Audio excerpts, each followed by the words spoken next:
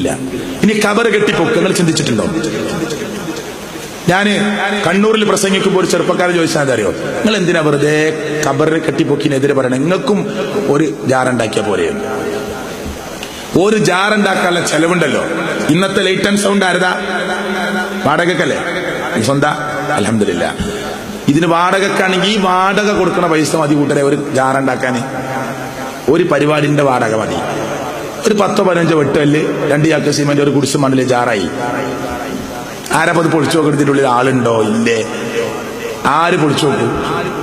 ഒരു ജാറുണ്ടാക്കാൻ ഒരു ചെലവില്ല. മുജാഹിദുകൾക്ക്, സെലഫികൾക്ക് ഒരു കബർ കെട്ടിപ്പോക്കി നല്ല പെയിന്റ് അടിച്ച് നല്ല പച്ച പുതപ്പിട്ട് മൂടാൻ പൈസ ഇല്ലാത്തോണ്ടല്ല.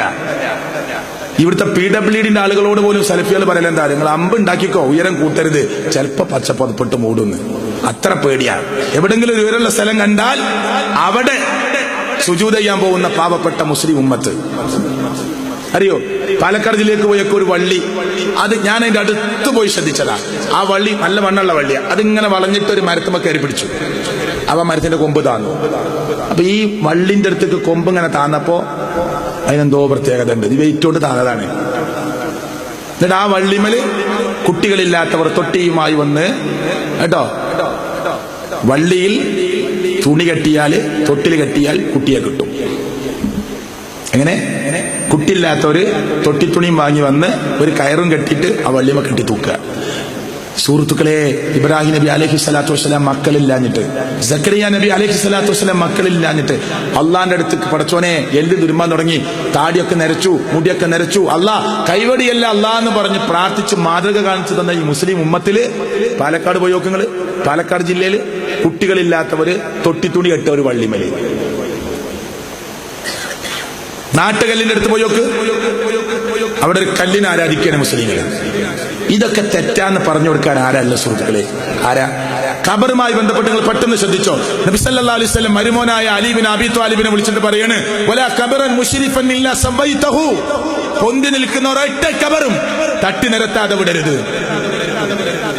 വലാ ഖബറൻ മുശ്രിഫൻ ഇല്ലാ സബൈതഹു, പൊന്തി നിൽക്കുന്ന ഒരു ഖബറും തട്ടി നിരപ്പാക്കാതെ വിടരുത്. ആരെയാണോ അള്ളാന്റെ റസൂൽ ഏൽപ്പിച്ചത് അതേ അലി ബിൻ അബി ത്വാലിബിന്റെ ഖബറാണ് ഷിയാക്കൾ ആദ്യം കെട്ടിപ്പൊക്കിയത്. അത് പൊളിച്ചു. അതുകൊണ്ടാണ് വഹാബികൾ ഖബർ ഒളിക്കണോലാന്ന് പറയണത്. മനസ്സിലാണ്ടോ? അലി ബിൻ അബി ത്വാലിബിന്റെ ഖബർ ഷിയാക്കളെ, സഹാബത്തല്ല, മുസ്ലിങ്ങളല്ല, ഷിയാക്കള് കെട്ടിപ്പൊക്കിയാണ്ട് ജാറാക്കാൻ നോക്കിനി. സമ്മതിച്ചു കൊടുത്തിട്ടില്ല. മുത്ത റസൂലിന്റെ ഖബറെങ്ങാനും സാങ്കല്പികമായ യേശു ക്രിസ്തുവിന്റെ ഫോട്ടോ അല്ലേ എല്ലാ സ്ഥലത്തുണ്ട്, സാങ്കല്പിക യേശു ക്രിസ്തുവിന്റെ ഫോട്ടോ.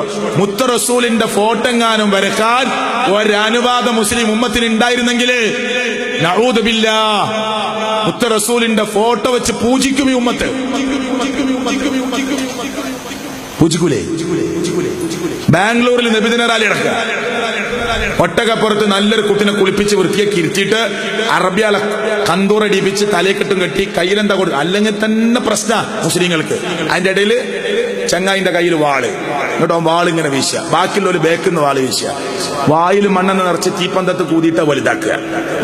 നബിദിന റാലിയ. നിങ്ങൾക്ക് മനസ്സിലാണുണ്ടോ ഈ ഉമ്മത്തിന്റെ അവസ്ഥ? ഇത് ഈ കേരളത്തിൽ വരാത്ത എന്താ അറിയോ?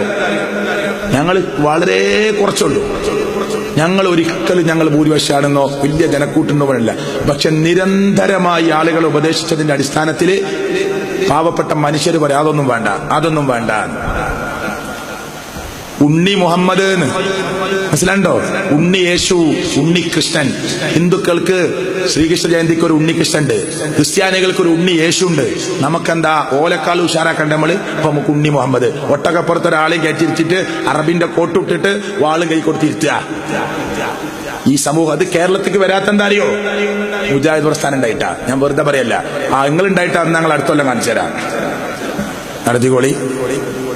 ചാണിന് ചാണായി, മുടത്തിന് മുടമായി, ഉടുമ്പ് കയറുന്ന മാളത്തിൽ വരെ കയറാതെ ഈ ഉമ്മത്ത് കയറിപ്പറ്റാതെ ലോകം അവസാനിക്കില്ല. ക്രൈസ്തവരെയും ജൂതരെയും ചാണിന് ചാണായി, മുൻകടിഞ്ഞു പോയ സമൂഹത്തെ ചാണിന് ചാണായി, മുടത്തിന് മുടമായി പിൻപറ്റാതെ അവര് ഒരു ഉടുമ്പിന്റെ മാളത്തിലാണ് കയറിയതെങ്കിൽ അവിടെ കയറാതെ ഈ ലോകം അവസാനിക്കൂല എന്ന് മുത്ത റസൂൽ സല്ലല്ലാഹു അലൈഹി വസല്ലം. മനസ്സിലാകുന്നുണ്ടോ പറയണത്?